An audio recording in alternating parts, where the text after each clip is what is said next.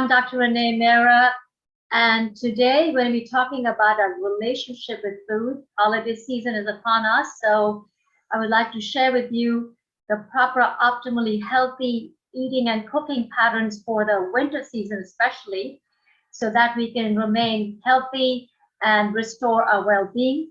Today, my guest is Dr. Shan Lakshmanan, and he practices Siddha Medicine, which is one of the ancient forms of traditional medicine that originated from southern part of India. And he is on the board of directors for the American Association of Ayurvedic Professionals. Dr. Shan is the Vice Chancellor for Vita Center for Transdisciplinary Studies. He's a Harvard-trained scientist, received his doctorate in applied physics from Rutgers University in New Jersey. Dr. Shan is a founder and editor-in-chief of 2 peer-reviewed international journals. He serves on the editorial board of 8 other international journals. Thank you so much, Dr. Shan Lakshmanan, for joining us today on a very important topic. We're going to be talking about culinary medicine, food as medicine, so that we can be healthy throughout all the different seasons. So let me ask you first, how would you define culinary medicine? Well, thank you for this opportunity, Dr. Renee. This is a wonderful opportunity for all of us to understand the importance of food. So the main thing today, when we wanted to see a lot of people all across the world are suffering because of the wrong choice of food. So culinary medicine, is something where instead of going for, other chemical based and other based medicine, we can just use food to heal and treat ourselves. So that is the whole part of culinary medicine. And yeah, it is evidence based. Yes, it is evidence based. There are some evidence based in terms of modern science, but it is evidence based in a sense there were thousands of people. If some culture is doing certain thing for many thousands of years and we found certain aspects of that culture being true, for example, Alzheimer's in the southern part of India and most part of the India, but in southern part particularly, they have measured Alzheimer's and found that the Alzheimer's are, you couldn't find Alzheimer's, very negligible.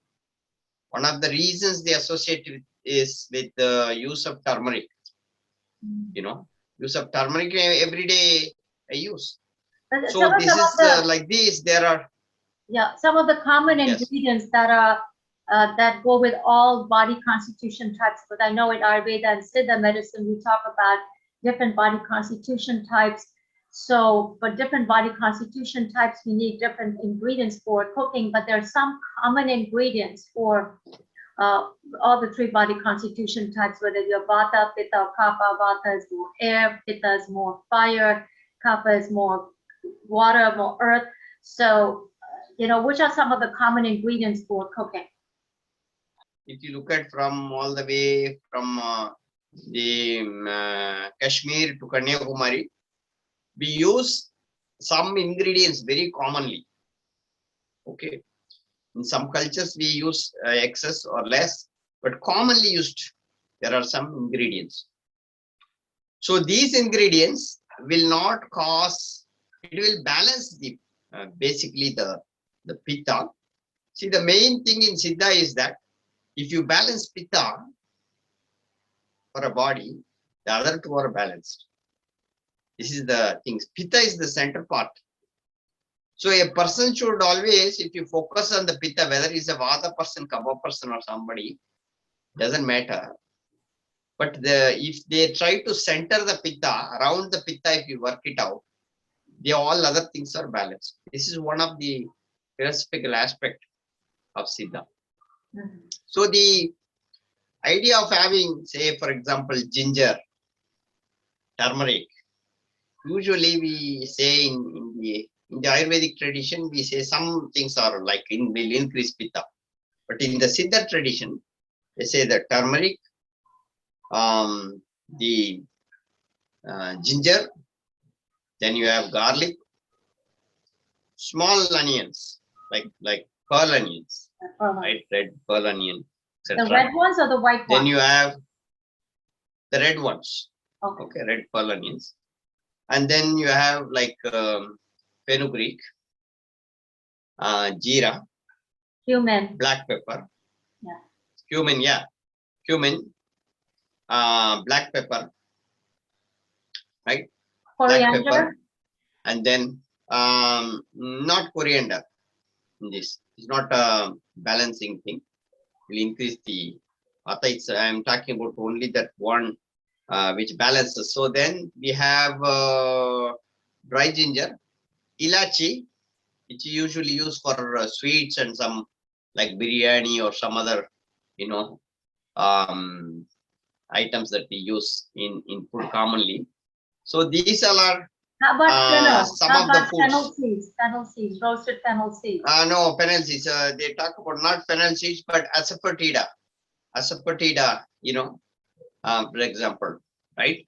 So these are some of the common ingredients that we use in general for everything. When we saute or something, you know, we use these ingredients for tadakan, you know, like the way you saute things with initially we have the oil heat up, and then, you know, we have the jeera burst out. Even in the Siddha tradition, even though in the south of India mostly mustard is used, only in the north side most of the instead of mustard they use cumin seeds.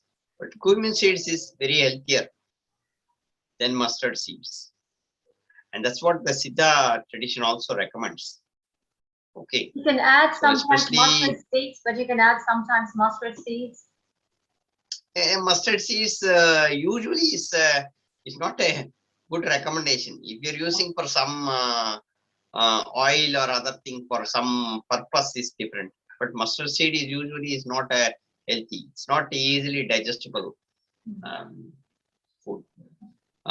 So humans are better than this. Yes. So these are some of the ingredients commonly we can use. How many ingredients for everybody? Different seasons also for different everybody. types, yeah. Different seasons, it will just balance. What it does, it is concentrated on the pitta and the suddha ushna. There is something called a suddha ushna. It creates, even though we call some onions and garlic and all or some negative pranic food, you know, people associate with, but as far as the medical benefit it does, you know, it is huge. It is like, you know, in our tradition, many people don't use mushrooms. Yeah. You know, mushrooms as you know, negative pranic food. But for people like me, we have been relying on mushrooms. We were from the forest place. You know, we were relying on mushrooms and other things totally. But of course, I don't eat any more mushrooms. But some of the mushrooms are amazing, much like shiitake, for example, right? There are many other mushrooms. The mushroom that form on top of the when you cut a tree or something, you know, there will be forms, you know, mushroom forms. Only the traditional people, native people know that, you know, this is a particular that comes only when the lightning happens. They have amazing healing, you know. Once you eat that, you can come out of fever, many other problems in your body instantaneously. These things work. So for medicinal purpose, even though when we are saying garlic and you know, small onion or not that good in terms of the gunas compare, but it is very healthy if you are including items. That's why in the South Indian recipe, the rasam, that is the everyday food. Rasam is a food that consists of these ingredients, mostly what I said. These ingredients are in one way or the other, they're used up for making one preparation, right? With all these ingredients in that. So that way, almost all the ingredients, not ilachi and all we don't use, but in generally all ingredients are used. So that way, every day having some rasam in the afternoon will aid digestion. Very easily you can digest. Whenever we are sick or you cannot do anything, I was tired for the past 2-3 days extremely. And the only thing I tried was rasam afternoon without rasam, and that too with kala jeera rasam. Added kala jeera, which decreased my eyes was swollen or bit in the kala jeera reduced my inflammation quickly, right? So this is something that it is recommended for people when they are really wanted to understand what is culinary medicine. Throughout the world, people really need to know this is a Siddha culinary medicine. It's not like I would call it Siddha culinary. If you say medicine, people think something, for healing or creating a medicine or something. Yes, I would say Siddha culinary practice.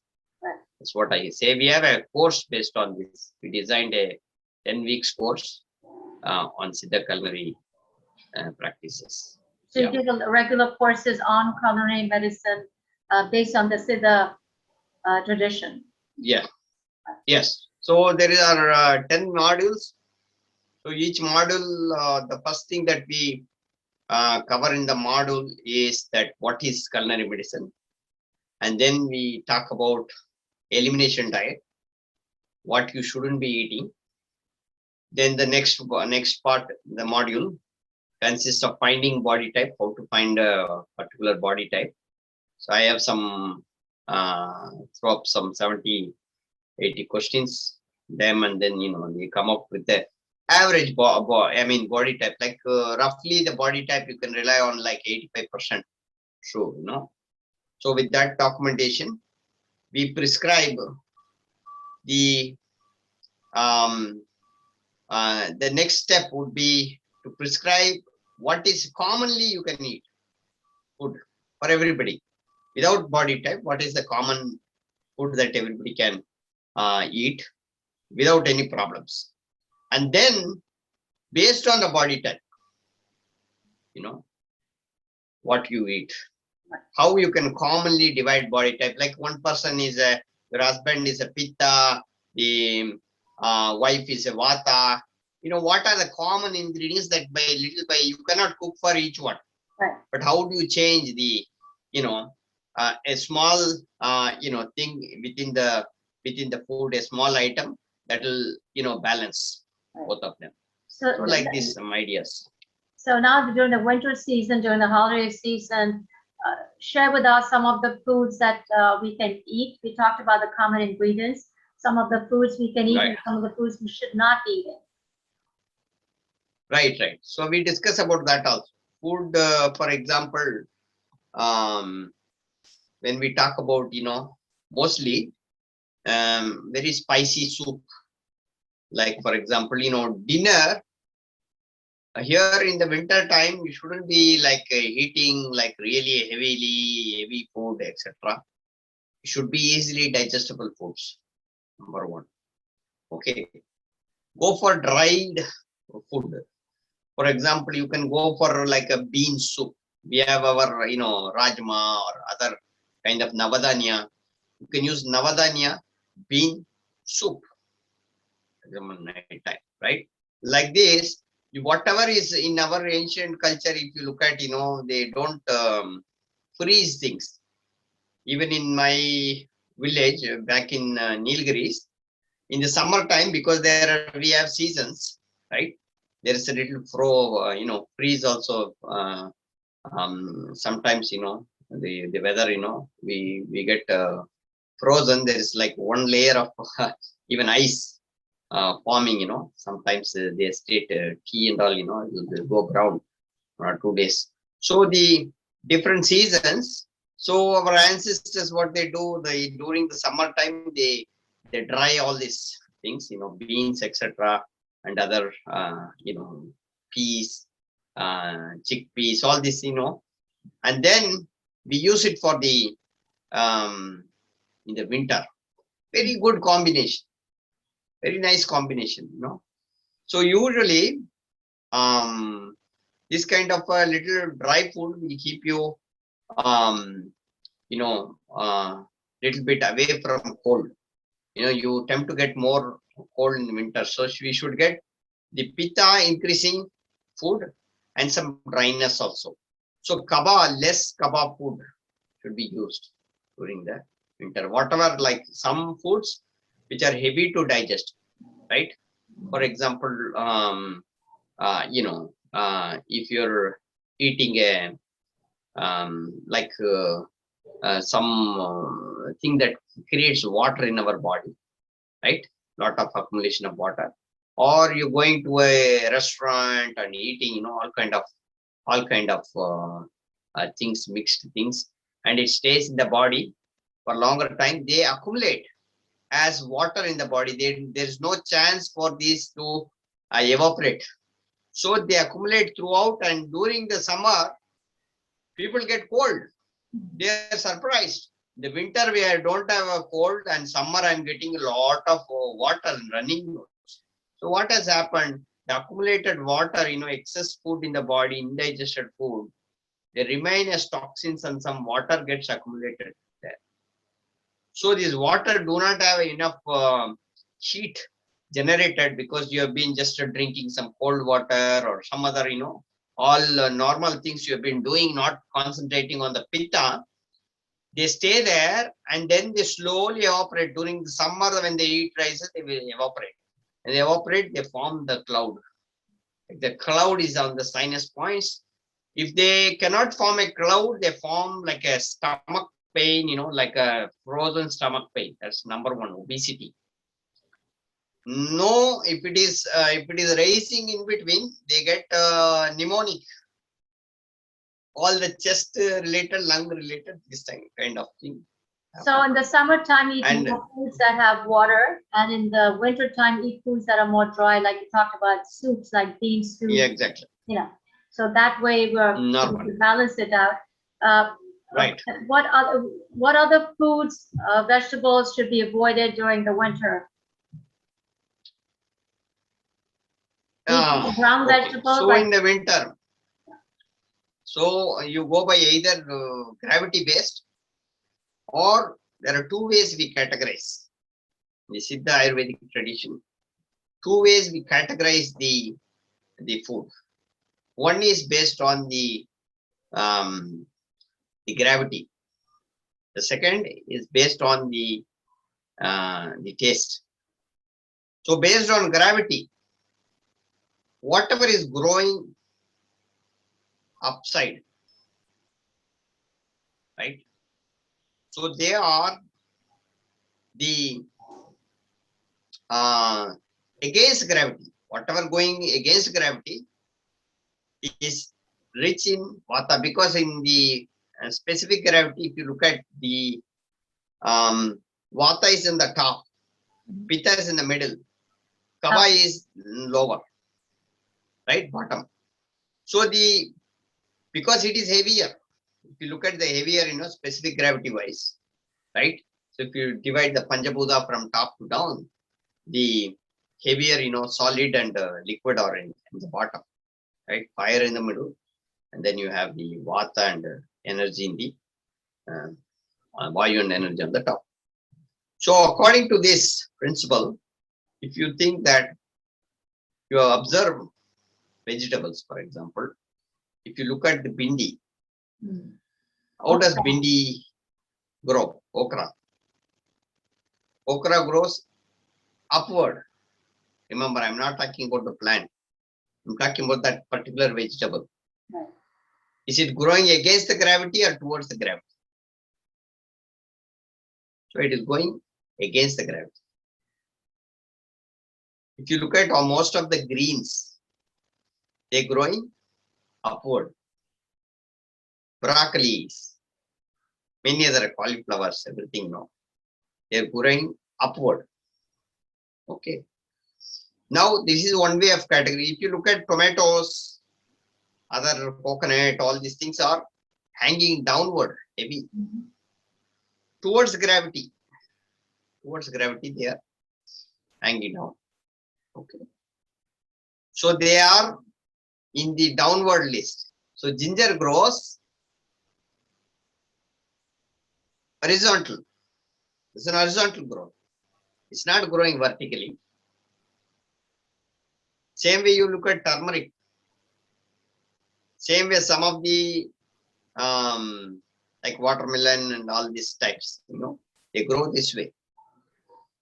Watercress, leaf also, they're growing this way. They spread this way. Some leaves spread like this way. This is number one. This is one way of categorizing food, gravity. So the one which is growing horizontal and all are pitta related. Mhm. And they're growing horizontal. They call it the pitta. Now it comes to the second category. Now we will have doubt because many vegetables you get confused. We get confused because many of the vegetables, you cannot categorize under this. There will be some doubts. So the second way of categorizing, right, is based on the taste. So every plant, every vegetable will have all different tastes. Okay. But there'll be some missing tastes. There'll be percentage, very less percentage of certain tastes. One or two tastes will dominate in all fruits. For example, you can say, hey, don't eat apple. It's going to increase the vata, right? But when there are apples are astringent and sweet, they will increase, So the same apple, you can have like a very sweet and it can give you kava. The same apple, if it is very sour, it can increase the pitta. So it is not based on particularly when you cannot categorize food based on the availability of food as it is. You cannot, that's not the right way of categorizing. Overall, you can say, for example, pomegranate is pomegranate. It is highly pitta pacifying. Okay. It has sweetness and it has quite a bit of bitter and astringent. So whenever you have sweetness and bitter, it will pacify pitta. So there are 6 tastes. So it is sweet, salt, bitter, spicy, astringent, and sour. So how do you classify or different body types? What is the good food for a particular body type? What is not a good food? If you want to categorize that way, a good food for a pitta body type, So pitta pacifying, bitter taste is good, and along with it, sweet. See, if a person is very angry, pitta person are very, they get anger very easily. So they come from office or some, a spouse coming from office very angrily and spreading, just give them a sweet. They'll be so happy. That's all. They become very normal. So this is something, you should think about. So the same way, if you want the vata person, so vata person should avoid astringent, pacifying food for vata person, right? Will be more, they should become warmer. So more spicy food And more grounding food. More unctuous foods. Yes. So grounding food also. Stimuli, so grounding food is needed. And spicy food also needed because spicy food will make the vata focus. They get distracted. In order to come to focus, especially in this kind of season, They need really spicy food. And same time, grounding food. You can be spicy, but same time the vata can increase. So they would avoid such like coriander example, right? For coriander and all, vata would avoid because it increases the vata very easily. So during this time, you can avoid, coriander, right? So then the very grounding, kaba related, food which is sweet and salt. So the only problem with vata is that without the pitta, balancing pitta, if they get kaba, it acts like an AC, vata. So they will have cold whenever the kaba increases. They are frozen cold, and air, with the air circulating and frozen, it will form in AC inside. Right. So all the cold problems. What grounding foods would you recommend? Now, greasy food. So I would not just recommend just 1 or 2 items. Say, for example, very gravy based, light coconut, churned, like very typically like more North Indian gravy kind of. Like, for example, Malai kofta, for example, I'm telling you. That kind of a gravy where you do gravy, like paneer, butter masala, like this, like this, you can have a mix of like heavy grounding food. And then they also need to increase their vata. So for them, they can use the other taste, right? The astringent taste can be used a lot. So this is how we can balance, so that the different kind of people, you take almost the opposite food, whatever not your body type. If there is a mixed body type, you can adjust. You understand what your body type dosha is. Whenever you have a dosha, you need not have to follow the body type. Whatever dosha you are affected, that particular thing you work out for a week, and then again come back to your normal diet, right? Say, for example, your pitta is increasing, your inflammation increasing, etc., right? Pitta is increasing, inflammation, etc., increases the body. And if the season is winter, still you can have pitta, right? So even though it is winter, right, and you can have a pitta dosha, vata dosha, or kapha dosha. 3 doshas can come even in different seasons. So when that particular dosha comes, you have to solve that particular problem only based on the dosha. And then again, after a week or so, when you solve, when it normalizes, then again go to your normal diet slowly. But overall, you have a body type. Okay, and then obviously freshly cooked foods, trying to avoid preservatives or additives. Fresh is the best way to go about it, so that you get the most prana out of that food.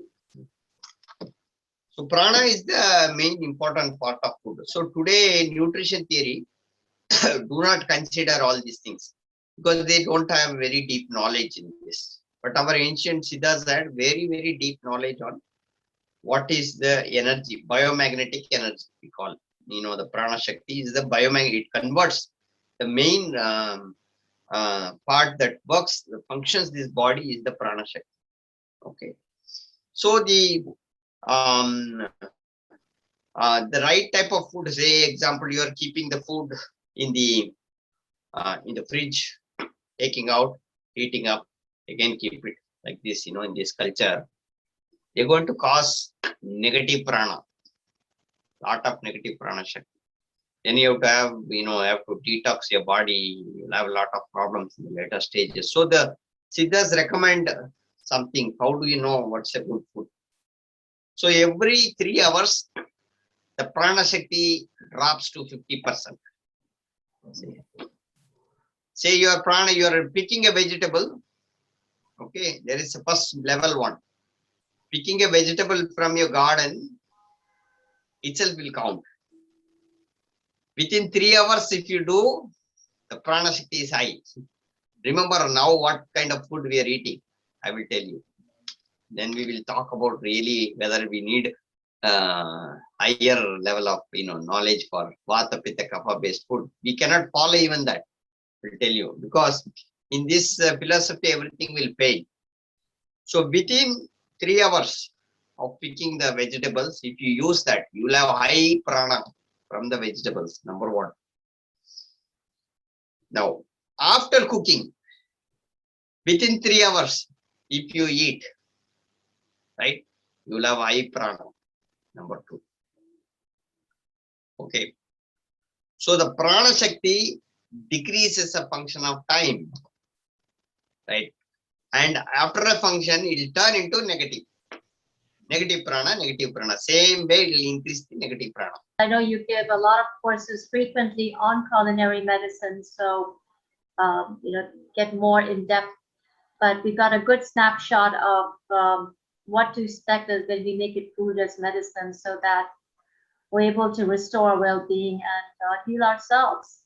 So thank you very much, Dr. Shan Lakshmanan, and hope viewers you enjoyed watching this video. Please don't forget to like, share, and subscribe. Until we meet again, I'm Dr. Renee Mehrra.